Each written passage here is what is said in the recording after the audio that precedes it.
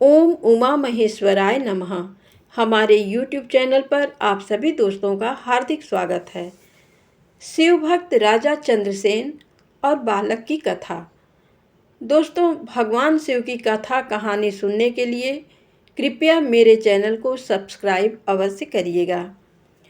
उज्जैनी नगरी में महान शिव भक्त तथा जितेंद्री चंद्रसेन नामक एक राजा थे।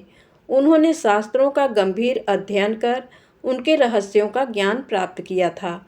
उनके सदाचरण से प्रभावित होकर शिव जी के पार्षदों गणों में अग्रणी मणिभद्र जी राजा चंद्रसेन के मित्र बन गए। मणिभद्र जी ने एक बार राजा पर अतिशय प्रसन्न होकर राजा चंद्रसेन को चिंतामणि नामक एक महामणि प्रदान की। वह महामणि कौस्तुभ मणि और सूर्य के समान देदीप्यमान चमकदार थी। वह महामणि देखने, सुनने तथा ध्यान करने पर भी वह मनुष्यों को निश्चित ही मंगल प्रदान करती थी। राजा चंद्रसेन के गले में अमूल्य चिंतामणि शोभा पा रही है, ये जानकर सभी राजाओं में उस मणि के प्रति लोभ बढ़ गया। चिंतामणि के लोभ से सभी राजा क्षुभित होने लगे। उन राजाओं ने अपनी चतुरंगिणी सेना तैयार की और उस चिंतामणि के लोभ में वहां आ धमके। चंद्रसेन के विरुद्ध वे सभी राजा एक साथ मिलकर एकत्रित हुए थे और उनके साथ भारी सैन्य बल भी था। उन सभी राजाओं ने आपस में परामर्श करके रणनीति तैयार की और राजा चंद्रसेन पर आक्रमण कर दिया। सैनिकों सहित उन राजाओं ने चारों ओर से उज्जैनी के चारों द्वारों को घेर लिया। अपनी पुरी को चारों ओर से सैनिकों द्वारा घिरी हुई देखकर राजा चंद्रसेन महाकालेश्वर भगवान शिव की शरण में पहुंच गए। वे निश्चल मन से दृढ़ निश्चय के साथ उपवास व्रत लेकर भगवान महाकाल की आराधना में जुट गए। उन दिनों उज्जैनी में एक विधवा ग्वालिन रहती थी, जिसको इकलौता पुत्र था। वह इस नगरी में बहुत दिनों से रहती थी। वह अपने उस 5 वर्ष के बालक को लेकर महाकालेश्वर का दर्शन करने हेतु गई। उस बालक ने देखा कि राजा चंद्रसेन वहाँ बड़ी श्रद्धा भक्ति से महाकाल की पूजा कर रहे हैं। राजा के शिव पूजन का महोत्सव उसे बहुत ही आश्चर्यमय लगा। उसने पूजन को निहारते हुए भक्ति भावपूर्वक महाकाल को प्रणाम किया और अपने निवास स्थान पर लौट गया। उस ग्वालिन माता के साथ उसके बालक ने भी महाकाल की पूजा का कौतूहल पूर्वक अवलोकन किया। इसलिए घर वापस आकर उसने भी शिव जी का पूजन करने का विचार किया। वह एक सुंदर सा पत्थर ढूंढ कर लाया और अपने निवास से कुछ ही दूरी पर किसी अन्य के निवास के पास एकांत में रख दिया। उसने अपने मन में निश्चय करके उस पत्थर को ही शिवलिंग मान लिया। वह शुद्ध मन से भक्ति भावपूर्वक मानसिक रूप से गंध, धूप, दीप, नैवेद्य और अलंकार आदि जुटाकर उनसे उस शिवलिंग की पूजा की। वह सुंदर सुंदर पत्तों तथा फूलों को बार बार पूजन के बाद उस बालक ने बार बार भगवान के चरणों में मस्तक लगाया। बालक का चित्त भगवान के चरणों में आसक्त था और वह विह्वल होकर उनको दंडवत कर रहा था। उसी समय ग्वालिन ने भोजन के लिए अपने पुत्र को प्रेम से बुलाया। उधर उस बालक का मन शिव जी की पूजा में रमा हुआ था, जिसके कारण वह बाहर से बेसुध था। माता द्वारा बार बार बुलाने पर भी बालक को भोजन करने की इच्छा नहीं हुई और वह भोजन करने नहीं गया। तब उसकी माँ स्वयं उठकर वहाँ आ गई। माँ ने देखा कि उसका बालक एक पत्थर के सामने आंखें बंद करके बैठा है। वह उसका हाथ पकड़कर बार बार खींचने लगी, पर इस पर भी वह बालक वहाँ से नहीं उठा, जिससे उसकी माँ को क्रोध आया और उसने उसे खूब पीटा। इस प्रकार खींचने और मारने पीटने पर भी जब वह बालक वहाँ से नहीं हटा, तो माँ ने उस पत्थर को उठाकर दूर फेंक दिया। बालक द्वारा उस शिवलिंग पर चढ़ाई गई सामग्री को भी उसने नष्ट कर दिया। शिव जी का अनादर देखकर बालक हाय हाय करके रो पड़ा। क्रोध में आग बबूला हुई ग्वालिन अपने बेटे को डांट फटकार कर पुनः अपने घर में चली गई। जब उस बालक ने देखा कि भगवान शिव जी की पूजा को उसकी माता ने नष्ट कर दिया, तब वह बिलख बिलख कर रोने लगा। देव देव महादेव ऐसा पुकारता हुआ वह सहसा बेहोश होकर पृथ्वी पर गिर पड़ा। उसकी आंखों से आंसुओं की झड़ी लग गई। कुछ देर बाद जब उसे चेतना आई तो उसने अपनी बंद आंखें खोल दी।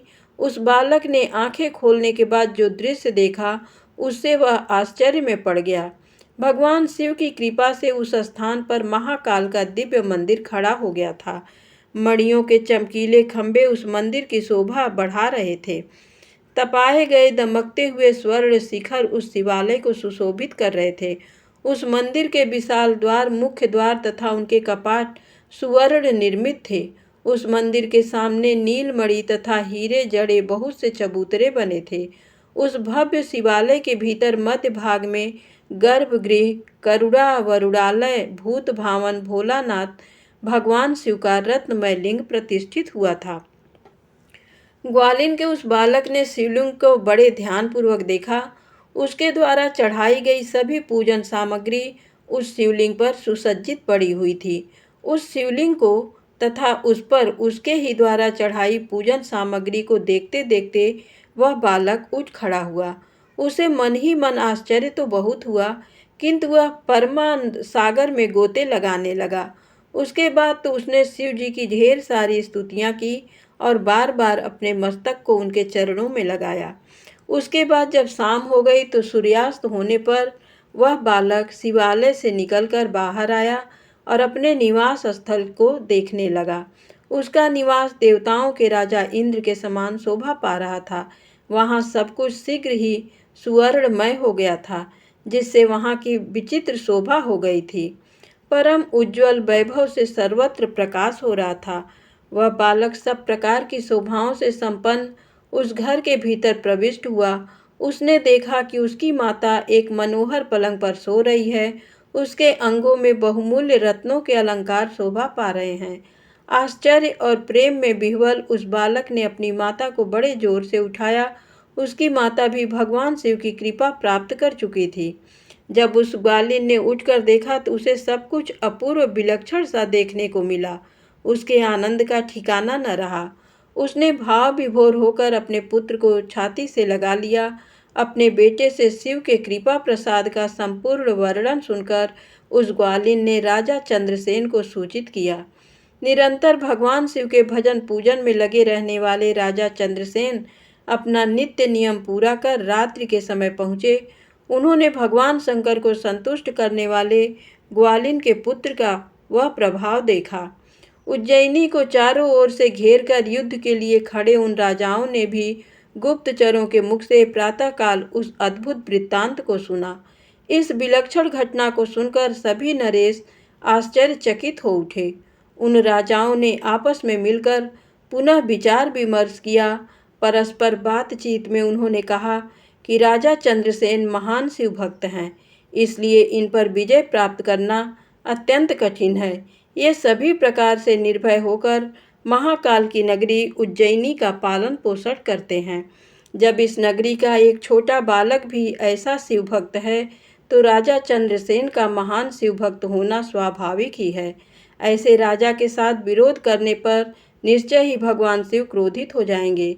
शिव के क्रोध करने पर तो हम सभी नष्ट ही हो जाएंगे। इसलिए हमें इस नरेश से दुश्मनी न करके मेल मिलाप ही कर लेना चाहिए, जिससे भगवान महेश्वर की कृपा हमें भी प्राप्त होगी।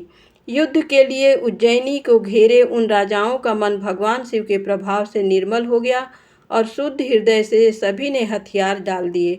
उनके मन से राजा चंद्रसेन के प्रति बैर भाव निकल गया और उन्होंने महाकालेश्वर पूजन किया। उसी समय परम तेजस्वी श्री हनुमान वहां प्रकट हो गए।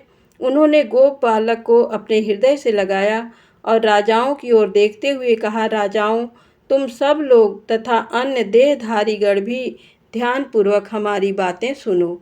मैं जो बात कहूँगा उससे तुम सब लोगों का कल्याण होगा। उन्होंने बताया कि शरीरधारियों के लिए भगवान शिव से बढ़कर अन्य कोई गति नहीं है, अर्थात महेश्वर की कृपा प्राप्ति ही मोक्ष का सबसे उत्तम साधन है। ये परम सौभाग्य का विषय है कि इस गोप कुमार ने शिवलिंग का दर्शन किया और उससे प्रेरणा लेकर स्वयं शिव की पूजा में प्रवृत्त हुआ। ये बालक किसी भी प्रकार का लौकिक अथवा वैदिक मंत्र नहीं जानता है, किंतु इसने बिना मंत्र का प्रयोग किए ही अपनी भक्ति निष्ठा के द्वारा भगवान शिव की आराधना की और उन्हें प्राप्त कर लिया। ये बालक अब गोप वंश की कीर्ति को बढ़ाने वाला तथा उत्तम शिव भक्त हो गया है। भगवान शिव की कृपा से ये इस लोक के संपूर्ण भोगों का उपभोग करेगा और अंत में मोक्ष को प्राप्त कर लेगा। इसी बालक के कुल में इससे 8वीं पीढ़ी में महायशस्वी नंद उत्पन्न होंगे और उनके यहाँ ही साक्षात नारायण का प्रादुर्भाव होगा। वे भगवान नारायण ही नंद के पुत्र के रूप में प्रकट होकर श्री कृष्ण के नाम से जगत में विख्यात होंगे। ये गोप बालक भी जिस पर कि भगवान शिव की कृपा हुई है, श्रीकर गोप के नाम से विशेष प्रसिद्धि प्राप्त करेगा। शिव के ही प्रतिनिधि वानर राज हनुमान जी ने समस्त राजाओं सहित राजा चंद्रसेन को अपनी कृपा दृष्टि से देखा। उसके बाद अतीव प्रसन्नता के साथ उन्होंने गोप बालक श्रीकर को शिव जी की उपासना के संबंध में बताया। पूजा अर्चना की जो विधि और आचार व्यवहार भगवान शंकर को विशेष प्रिय है, उसे भी श्री हनुमान जी ने विस्तार से बताया। अपना कार्य पूरा करने के बाद वे समस्त भूपालों तथा राजा चंद्रसेन से और गोप बालक श्रीकर से विदा लेकर वहीं पर तत्काल अंतर्धान हो गए। राजा चंद्रसेन की आज्ञा प्राप्त कर सभी नरेश भी अपनी राजधानियों को वापस हो गए। कहा जाता है भगवान महाकाल तभी से उज्जैनी में स्वयं विराजमान है। हमारे प्राचीन ग्रंथों में महाकाल की असीम महिमा का वर्णन मिलता है। महाकाल साक्षात राजाधिराज देवता माने गए हैं। धन्यवाद।